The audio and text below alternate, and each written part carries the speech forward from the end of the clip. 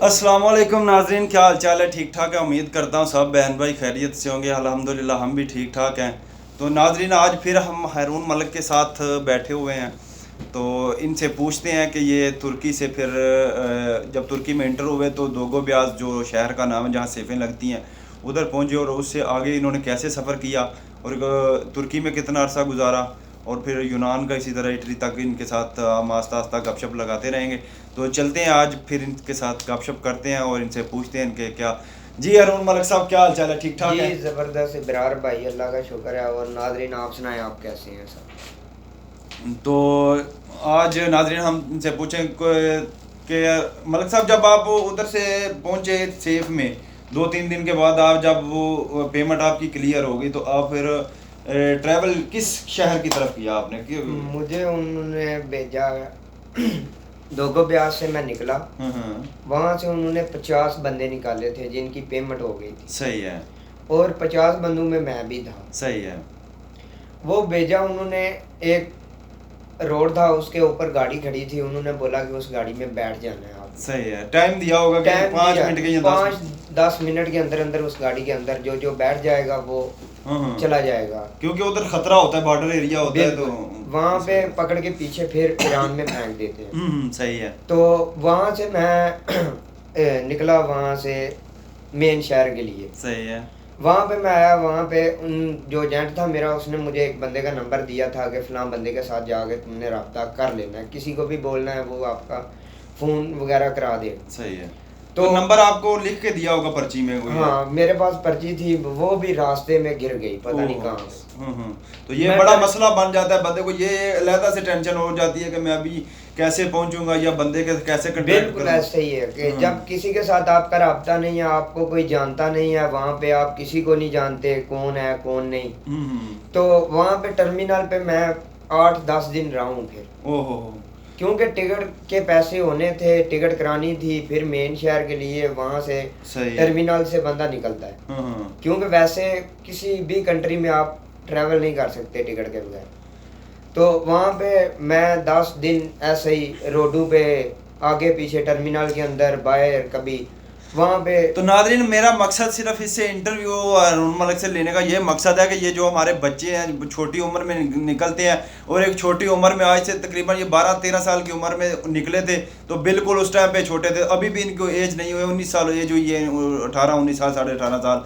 तो बताने का मकसद ये है कि एक बच्चा हो और परदेश में हो और आगे कंट्रैक्ट भी ना हो और सर्द रातें हो सर्दी की, तो बंदे के ऊपर, बच्चे के ऊपर क्या गुजरती है। तो फिर क्या हुआ उसके बाद? मैं टर्मिनल से फिर एक बंदे, एक बहुत नाइस पर्सन था भाई मेरा, उसने मेरे साथ अच्छी डील की। उसने बोला भाई मैं आपका राब्ता करवाता हूँ, आपको टिकट भी लेके देता हूँ, आप टेंशन नहीं ले। नहीं, आपको डर वगैरह तो आया होगा ना यार, ये कहीं अगवा ना कर ले। अगर आप किसी को नहीं जानते, आप छोटे हैं, आपको पता है यार मेरे से काफ़ी एज का बड़ा है, पता नहीं क्या करेगा या क्या नहीं। तो मैंने तो उसको पहले ये बोला कि भाई यहाँ पे टर्मिनल के अंदर ही बैठ के अगर कोई बात करनी है तो आप मुझे बताएं, मैं यहाँ पे आपकी सुनूंगा। सही है। उसने मुझे वहाँ पे मेरी सबसे पहले तो मेरी कॉल करवाई, क्योंकि मुझे घर का नंबर, सिर्फ मेरे वाला साहब का नंबर मुझे आता था। ठीक है। मैंने वाला साहब को कॉल की, वाला साहब को कॉल करके मैंने बोला जी मैं फ़लाँ जगह पे हूँ, एजेंट के साथ जाके रब्ता करेंगे, फ़लाँ बंदा फ़लाँ जगह पे है। तो वाला साहब गए, उन्होंने जाके उसको बताया, उसने फिर अपने एजेंट से रब्ता किया, उसने एक बंदा भेजा। सही है। सही। वो भाई मेरे पास तकरीबन एक रात रहा, जिसने मेरा रब्ता करवाया। वो मुझे कहता है कि मैं नहीं जाऊंगा, मैं भाई जब तक आपको कोई लेने नहीं आएगा मैं नहीं जाऊंगा। कोई अच्छा इंसान भी नाज़रीन अच्छे भी मिल जाते हैं बहुत से रास्ते में जो है ना, लेकिन ज्यादातर वो मजबूर होते हैं। अच्छे तो सारे होते हैं लेकिन मजबूर हो जाते हैं क्योंकि उनको भी पैसों की जरूरत होती है।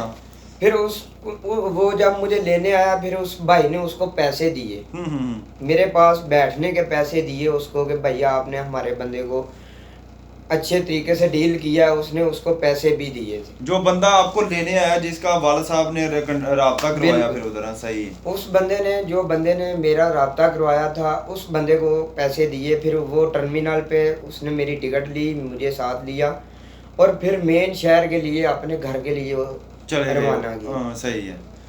तो फिर उससे आगे आप उधर कैसे रहे, वो कैसा बंदा था या क्या सिस्टम था? जब मैं फिर उसके घर पे आया, मैंने घर राब्ता किया, घर वालों ने पूछा आपने क्या करना है यहाँ पे, मैंने बोला कि मैंने नहीं, जब वाले साहब के साथ बात हुई थी पहली दफा या घर पहुंच के, तो आपको एकदम से रोना तो आया होगा? बिल्कुल रोना तो आता है यार। प्रदेश में मैं क्या सोच के निकला था या क्या ख्वाब लेके निकला था, रास्ते में क्या क्या नहीं देखा।